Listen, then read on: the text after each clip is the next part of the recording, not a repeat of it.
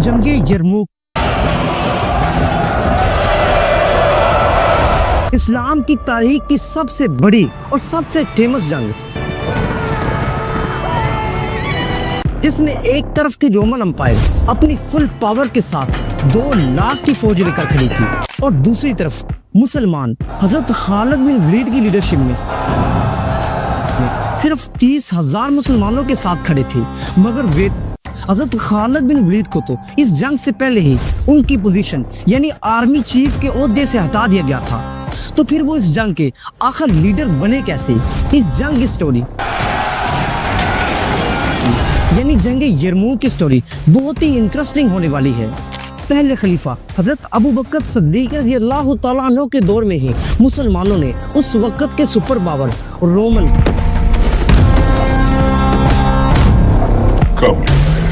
और Persian empire के साथ फड्डा ले लिया था।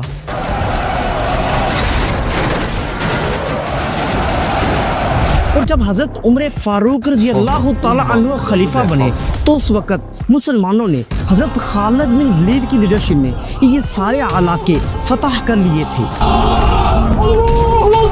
और जब हजरत उमर फारूक रज़ियल्लाहु तआला अन्हु खलीफा बने तो उस वक्त मुसलमानों ने हजरत खालिद बिन वलीद की लीडरशिप में इन दोनों एम्पायर के ये सारे इलाके फतह कर लिए थे।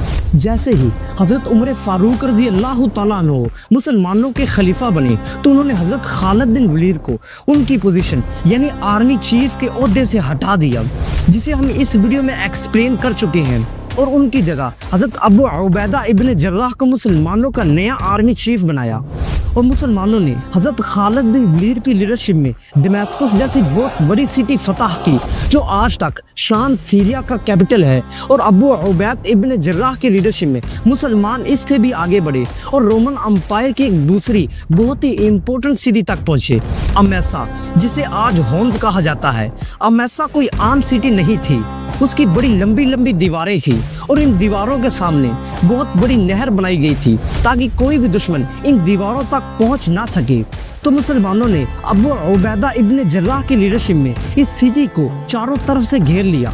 लेकिन अब मसला ये था कि जब हजरत अबू उबैदा इब्न जर्राह अपनी फौज को लेकर इस सिटी तक पहुंचे तो वहाँ दिसंबर के तक सर्दी का मौसम था और यहाँ बहुत ज्यादा बर्फबारी हो रही थी। और मुसलमान तो अरब के गर्म डीजल से निकल कर आए थे, वो इस सर्दी को बर्दाश्त नहीं कर सकते थे। काफी अरसा गुजरने के बाद भी मुसलमान इस सिटी को फतह नहीं कर सके और आखिर एक दिन उन्होंने फैसला किया कि अब वो मजीद यहाँ नहीं रुकेंगे। वो थक गए थे और जैसे ही वो इस सिटी को छोड़कर जाने लगे, ये हिस्ट्री में पहली दफा था कि मुसलमान किसी जंग को छोड़कर जा रहे थे। और ये देखकर अमेसा के जनरल और आवाम बहुत खुश हुई और कहने लगी, हमें पता था कि मुसलमान कभी भी सर्दी को बर्दाश्त नहीं कर पाएंगे।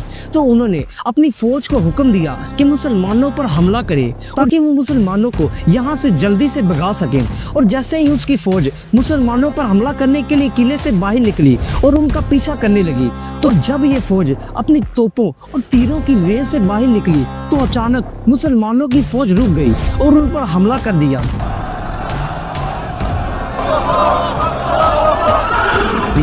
और एट द सेम टाइम मुसलमानों की दूसरी फौजों ने भी उन पर हमला कर दिया और उनकी सारी फौज खत्म हो गई और उनका जनरल भी मारा गया। मुसलमानों की आर्मी की ये जबरदस्त प्लानिंग देखकर ऐसा लगता था कि जैसे ये जरूर मशवरा हजरत खालिद बिन वलीद का हो।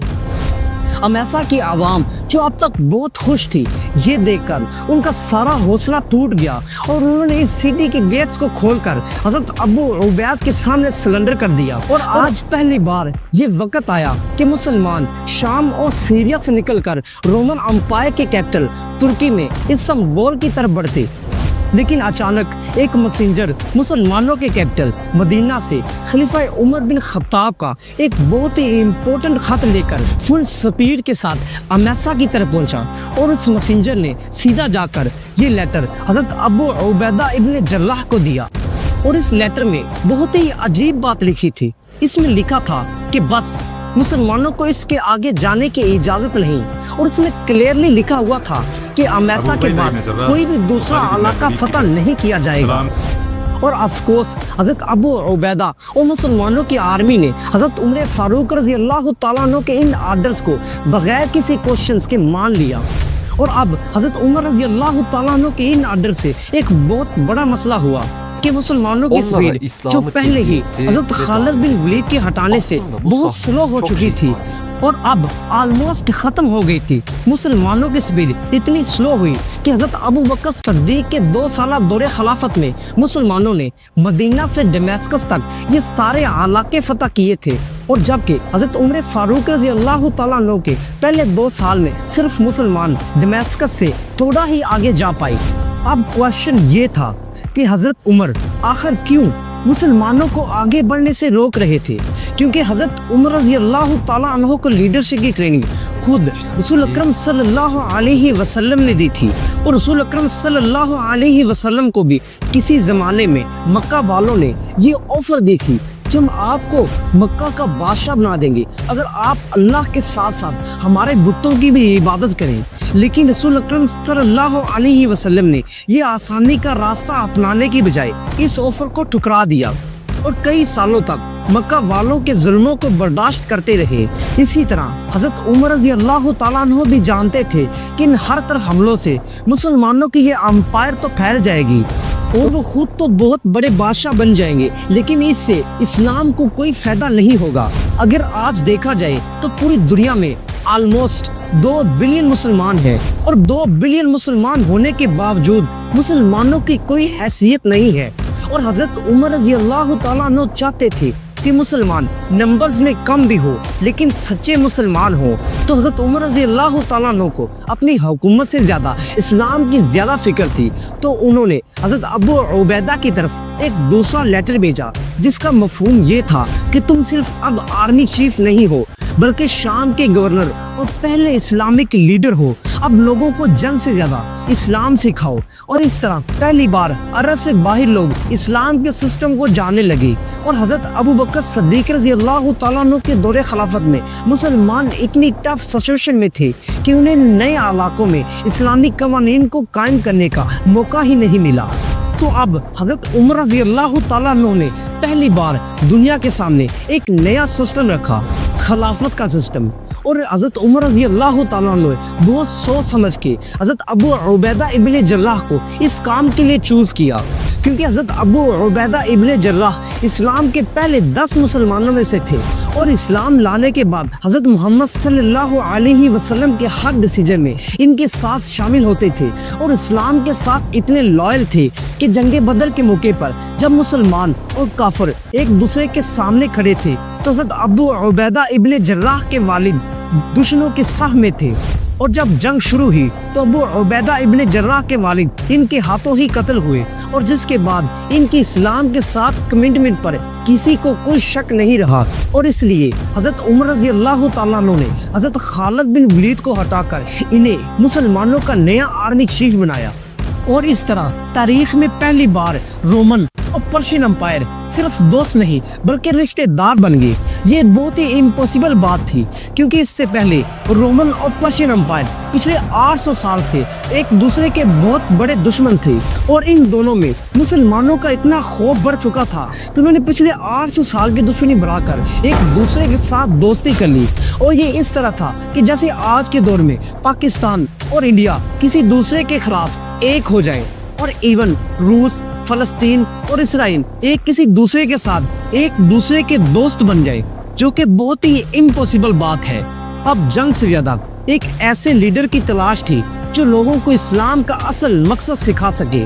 تو حضرت ابو عبیدہ رضی اللہ تعالیٰ عنہ نے پورے شام کو چھوٹے چھوٹے حصوں میں ڈیوائیڈ کیا اور یہاں پر نئے گورنرز لگائے، اور خود سب سے فرنٹ والی سٹی امیسا میں اپنا ہیڈ کوارٹر بنایا تاکہ اگر مسلمانوں کو کوئی بھی خطرہ ہو تو سب سے پہلے ان کو ہی پتہ چلے. اور اپنے رائٹ ہینڈ حضرت خالد بن ولید کو دمشق کا گورنر بنایا اور عمر بن عاص کو اردن کا گورنر بنایا. اور یہاں پر اسلام کے سسٹم کے مطابق جزیے اور زکوٰۃ کا سسٹم بھی بنایا گیا، اور یہاں پر اسلامی قوانین کے مطابق کورٹس، عدالتیں بھی بنائی گئی، اور ایون ایک پولیس کا سسٹم بھی بنایا گیا. اور یہاں کے طاقتور لوگوں کو ان کی پوزیشن سے ہٹا کر ان کو عام لوگوں کے جیسے سزائیں بھی دی گئی. یہ سب جب رومن امپائر کی عوام نے دیکھا تو وہ بہت حیران ہوئی کہ یہ لوگ تو ہماری پچھلی حکومتوں سے بہتر ہیں۔ آخر 1 سال سے مسلمانوں نے امیسا کے بعد کوئی بھی سٹی فتح نہیں کی، بلکہ اس ٹائم کو یوز کر کے انہوں نے اپنی امپائر کو مضبوط کرنے کی کوشش کی۔ ان سارے ٹائم میں آلموسٹ 1 سال سے رومن امپائر کے بادشاہ ہرکل کو بھی موقع ملا کہ وہ مسلمانوں کے ساتھ ایک بہت بڑی فوج تیار کر سکے، لیکن رومن امپائر بہت کمزور ہو چکی تھی۔ مجبوراً رومن امپائر کے بادشاہ ہرکل اریکلیس نے ایک ایسا کام کیا جسے سوچنا بھی امپوسیبل ہے۔ ہوا یوں کہ رومن امپائر کے بادشاہ ہرکل نے پرشین امپائر کے بادشاہ کی طرف پہلی بار دوستی کا ہاتھ بڑھایا۔ بلکہ یہی نہیں، رومن امپائر کے بادشاہ ہرکل نے اپنی پوتی کی شادی پرشین امپائر کے بادشاہ سے کرا دی۔